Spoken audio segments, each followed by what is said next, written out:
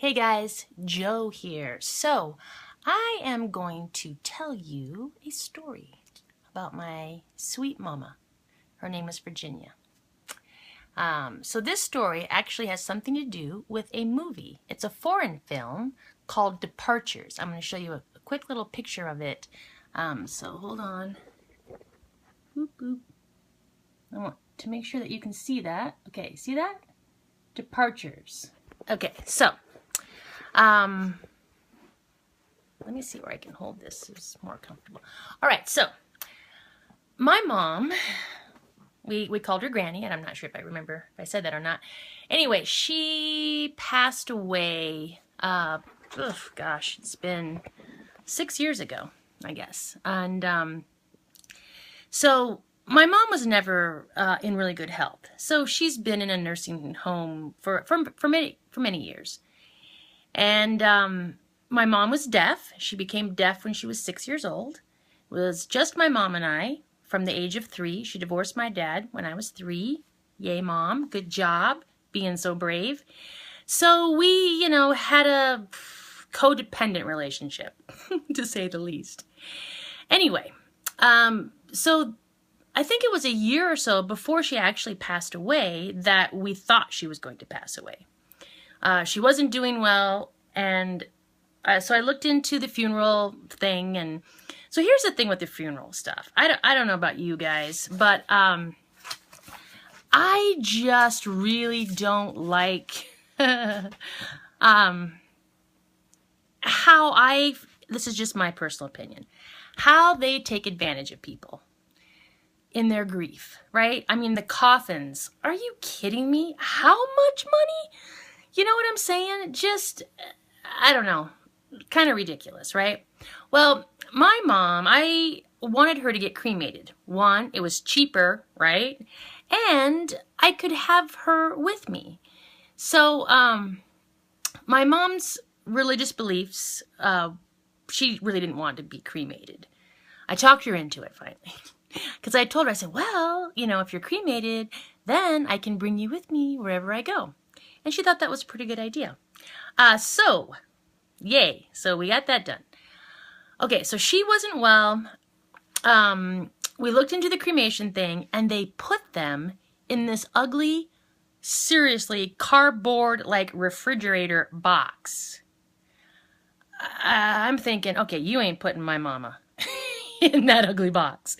So what we did was we went online, and we found a casket made of wood that you just put together like a puzzle, right? It just snaps together, and that's what they could cremate her in.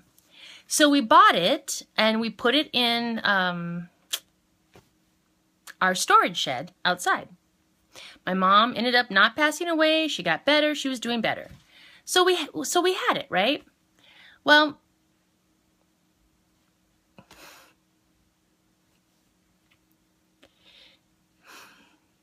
she finally decided that she just didn't want to be here anymore, so the beautiful thing is that when she got really sick, because I work for myself, I was able to be there with her and lay in bed with her all day at the nursing home. And you can't put a price on those things. And I didn't have to call a boss to get time off. I didn't have to worry about losing my job, because I was free to do what I needed to do to be with my mom.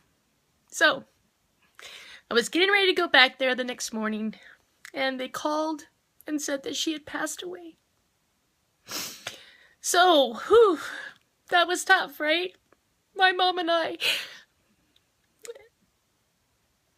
had a very special relationship, and I loved her and hated her at the same time.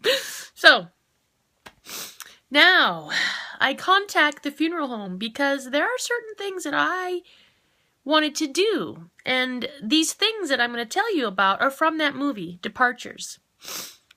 And that movie, there's a young man who's looking for a job. And so he's looking in the help wanted, and it said Departures. He thought it was a travel agency thing. Come to find out, it was a funeral home type thing where they do the ceremony when people pass away. if you haven't seen the movie, you need to watch it. It is seriously beautiful. It's got subtitles, and some people, I don't like subtitles. Let me tell you something. If you don't watch that movie or some others because of subtitles, you will have missed out on some really wonderful movies. So anyway, I had watched this movie. I don't even remember how long before that. And I knew exactly what I wanted to do for my mom.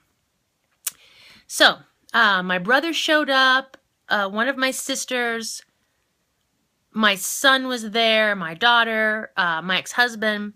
So we actually got that coffin out of the storage shed and put it together, and we put sticky things on it, like flowers and butterflies. It had sparkles on it because my mom loved sparkly things.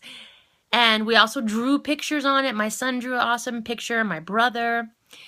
And this was at our house. We decorated it or whatever at my house. So the next day we're going to the funeral home because I'd already talked to them and told them what I wanted to do, which I guess is a very unusual request. But, you know, I'm kind of an unusual person if you haven't figured that out already. So I told them I didn't want her embalmed because I just think that's gross. And I didn't want them to do that. So because of that, the coffin could not be an open casket for whatever reason, which was fine. Absolutely fine. So my sister, my daughter Michaela, my friend Carolyn Keene, and my friend Nancy Moore and I went to the funeral home. And I took music, and I took a bottle of champagne, and we kind of went in this back room because they really didn't have a place for this. I think someone needs to open up a funeral home to do this if people want to. It is such a beautiful way to have closure with someone that you love. So what we did was we got my mom and we put down some yummy cloth. We anointed her body with oil, essential oils. One was called Letting Go.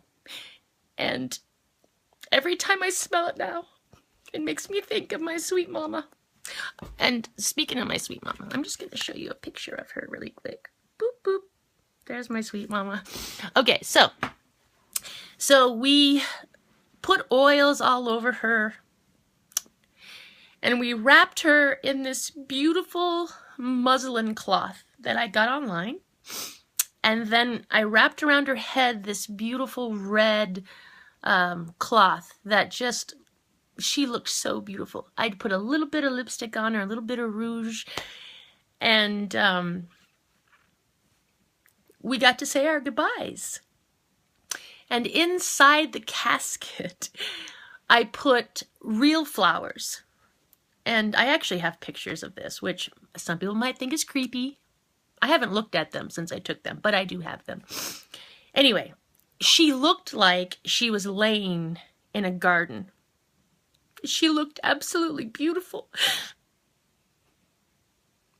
She looked so beautiful. So the next day at the funeral, I did the eulogy because the pastor from the church, you know, that she was affiliated with, is a new pastor or whatever. He didn't know her. What the hell was he going to say about her? Nothing, right? Just generic crap. So I decided I was going to do it. And we had slides of pictures. The Burris Gray family, who I love so much, are beautiful singers, and they sang a cappella. All of her favorite hymns, not all of them, but the ones that she loved the most. And they also sang Silent Night, which was one of her favorite songs. And as they sang that, my daughter Michaela and I sang it in sign language. And so I, to this day, have no idea what I said.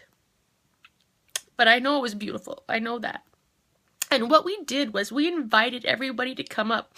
We had Sharpies, little markers, and we had people come up and write blessings on the coffin, on the casket, so that when they burned it, all the blessings would go with her.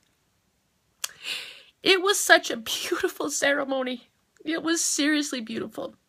And I had people come up to me afterwards saying, Joanne, that was so wonderful. I have never left a funeral feeling better than when I came in. And it was so beautiful that I felt such love, and the way that you did what you did.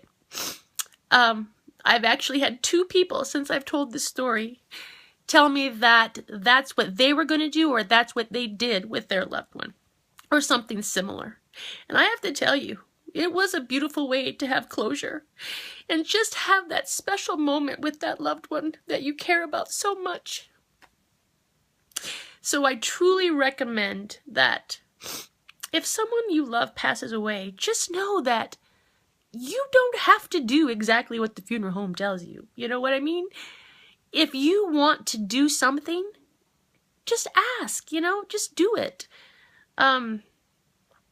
Because it's worth it, right? It's worth it. And it was just a beautiful moment. Anyway, that's the story of my sweet mama. And I miss her every day. Every day. So, anyway, go watch that movie. And don't forget to like and comment and share and show me some love. All right. Ciao till the next one.